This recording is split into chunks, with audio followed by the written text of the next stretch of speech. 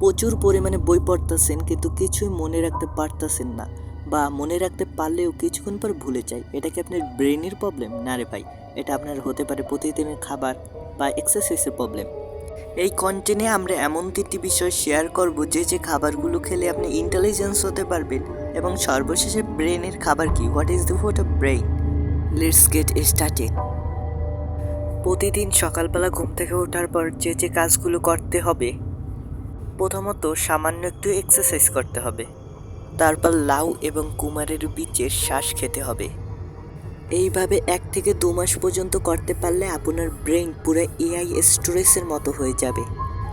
সন্ধ্যার দিকে যদি আপনি কাজু বাদাম খেতে পারেন তাহলে আপনার ইমাজিনেশন পাওয়ার অ্যান্ড ক্রিয়েটিভিটি পাওয়ার অনেকটাই বেড়ে যাবে। খাবারের মধ্যে পালং শাক খাওয়া এবং প্রোটিন জাতীয় খাবার এবং ক্যালসিয়াম জাতীয় খাবার খাওয়া, যেমন মাছ, মাংস, ডিম, দুধ ইত্যাদি। এখন আসি ব্রেনের খাবার কি, what is the food of brain, যেটা জেনে গেলে আপনি স্মৃতিশক্তি এবং মনে রাখার ক্ষমতা অনেকটা বাড়িয়ে নিতে পারবেন। গ্লুকোজ। হ্যাঁ ভাই, গ্লুকোজ হচ্ছে ব্রেনের খাবার। গ্লুকোজ বাজারে কিনতে পাওয়া যায়। এই ভিডিওতে দেওয়া ট্রিক্সগুলি যদি আপনি ফলো করেন তাহলে আপনিও ইন্টেলিজেন্স হতে পারবেন।